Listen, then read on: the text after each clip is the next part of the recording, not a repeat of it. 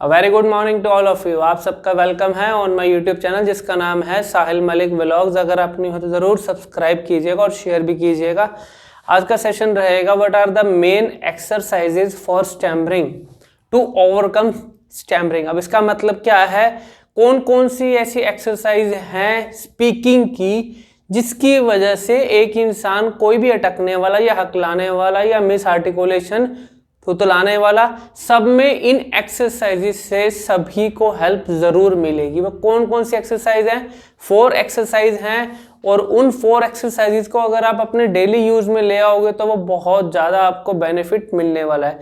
सबसे पहली एक्सरसाइज है कि मैं हमेशा कहता हूँ ब्रीदिंग लेवल की वजह से भी स्टैमरिंग या हकलाना हो जाता है। अब इसका मतलब कि अब जैसे मैं अपनी बात एक लाइन में लगातार एक सांस के अंदर आराम से बोल रहा हूँ, लेकिन कोई अटकने वाला इतने लंबे वर्ड्स, इतनी लंबी लाइन एक साथ नहीं बोल पाता। उसके पीछे रीजन क्या होता है? उसका ब्रीदिंग लेवल का छोटा होना। वो छोटा क्यों होता है ब्रीदिंग लेवल? वो इसलिए हो जाता है क्योंकि अगर मैं कोई वर्ड को हद से ज्यादा जोर लगा के बोलूंगा तो वो अक्षर मेरे मुंह से निकलने की बजाय मेरे मुंह से बहुत धीरे निकलेगा। अगर जोर लगाऊंगा तो या तो वो अक्षर मुंह में रह जाएगा, मुंह से निकलेगा तो सारा सांस 80 से लेके 90% सांस का लेवल वहां इस्तेमाल हो चुका होगा, जिसकी वजह से मेरे पास और वर्ड बोलने के लिए सांस नहीं बचेगा। इसलिए शुरू में मेजरली जो होते हैं, जो भी अटकने वाले, वो क्या करते हैं, वर्ड्स में बोलना सीखते हैं। वो गलत हैबिट है। वर्ड्स में बोलना विदाउट फ्लो एक समय के लिए आपको हो सकता है सही लगे, लेकिन लॉन्ग टर्म में फ्लो वापस लाने के लिए, कॉन्फिडेंस वापस लाने के लिए बहुत ज़्यादा मेहनत करनी पड़ सकती है। इसलिए breathing from your mouth not from your shallow. अब इसका मतलब क्या है? अपने नाक से सांस लेना होता है जिंदा रहने के लिए, लेकिन मुंह से सांस लेने का लॉजिक क्या है? सांस मुंह से सांस लिया हुआ ही मुंह से बोलने में यूज होता है। इनहेल लेना जैसे कि, और एक्सेल। जितना लंबा मुंह से सांस होगा उतना लंबा ही आप ज्यादा बोल सकेंगे। छोटा सांस अभी आप अपने आप को देखना, कई बार सिचुएशन ऐसी आती है कि हम बोलते बोलते एक नॉर्मल इंसान भी जो ना कभी अटक रहा और ना कभी हकलाया, वो भी बोलते बोलते रुक जाता है। वो कई बार, वो क्यों? क्योंकि सांस का लेवल उसका भी उतना ही है। फिर वो इंसान अपने आप को रिलैक्स करके दोबारा सांस लेता है मुंह से, फिर वो कंटिन्यू करता है। तो इसका मतलब क्या है? Breathing from your mouth. जितना लंबा सांस लेके उसको एक्सेल करोगे बोलने में, उतना आपको बेनिफिट मिलेगा। इसलिए हमेशा याद रखना, सांस क्यों लिया जाता है उसके पीछे भी सबसे बड़ा रीजन है to give yourself relax position. अपने आप को रिलैक्स करने के लिए मुंह से सांस इंसान हमेशा लेता है। जब कभी इंटरव्यू में जाते हैं तो इंसान क्या करता है? ऐसे सांस लिया। इसका मतलब क्या है कि I want to relax myself. मैं अपने आप को नॉर्मल रखने की कोशिश कर रहा हूँ। मैं एक्साइटेड ना हूँ, मेरा स्पीड का लेवल ज़्यादा ना बढ़े, इसलिए I have to make myself comfortable. उसके बाद आता है स्पीक वाइल एक्सेलिंग। अब जैसे मैंने सांस पहले लिया, सेकंड में क्या है, जब मैं कोई चीज अगर मुंह से बोल रहा हूं तो जो सांस मैंने लिया हुआ है उसको यूज कैसे करना है बोलते हुए। अब देखो, मैंने जैसे लिया पहले सांस,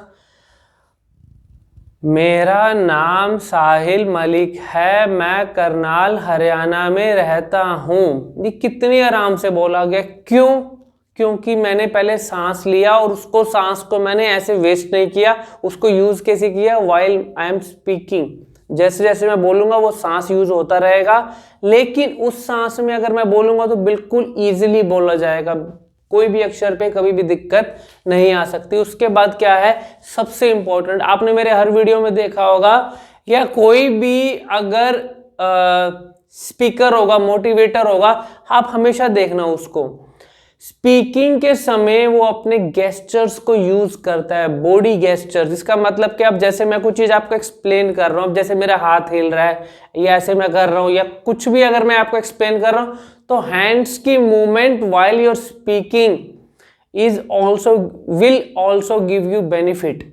अब इसका मतलब क्या है, जब मैं कुछ बोल रहा हूँ और मेरे हैंड्स की मूवमेंट हो रही है कि वो आपको एक्सप्लेन करने में ना इजी हो जाता है। वो इसका मतलब क्या है कि वो अब होता क्या है, वो कई बार मेरे मुंह से हो सकता है कोई वर्ड निकल नहीं रहा हो, लेकिन जब मैं ऐसे करता हूं तो इसका मतलब क्या है, वो कमांड मेरे हैंड के थ्रू मेरे माइंड पे जा रही है कि हाँ I have to speak this word, तो वो मेरे मुंह से इजीली निकल जाता है।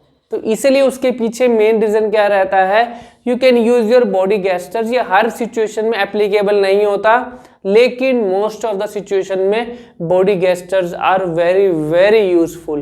तो इसको आप जब तक आप यूज नहीं करेंगे आपको पता नहीं लगेगा। मेरे जो मुंह से वर्ड्स निकलने वो और कंफर्टेबली इजीली निकलेंगे, तो इसलिए हम यूज कर सकते हैं बॉडी गेस्टर्स को। और एक चीज हमेशा याद रखना, स्पीक विद क्लैरिटी। क्लैरिटी का ध्यान हमेशा रखना। स्लो पोजीशन, स्लो स्पीकिंग के अंदर कभी मत आना, नॉर्मल में रहना, रेगुलर में रहना। अगर स्लो में चले गए तो क्लैरिटी भी में भी दिक्कत आएगी। स्लो का मतलब होता है अल्फाबेट्स को बोलना, वर्ड्स को बोलना, और वो वाली हैबिट कभी भी स्पीकिंग में मत लेके आना। लेकिन उसको अगर यूज ही करना है तो अपनी रीडिंग के समय आप यूज कर सकते हो। अगर जब मैं अपना वीडियो बना रहा हूँ तो रीडिंग के समय आप क्लैरिटी के लिए उस अल्फाबेट को ज्यादा बोल सकते हो, उस वर्ड को ज्यादा बोल सकते हो, सो दैट आपके माइंड से वो वर्ड और या अल्फाबेट क्लैरिटी से निकले। हमें मेन क्या चाहिए, फ्लुएंसी, फ्लो में बोलें और साथ में क्लैरिटी। क्लैरिटी आएगी विद योर कॉन्फिडेंस। कॉन्फिडेंस कैसे आएगा, जब मैं हेजिटेशन को अपने माइंड से निकाल दूंगा।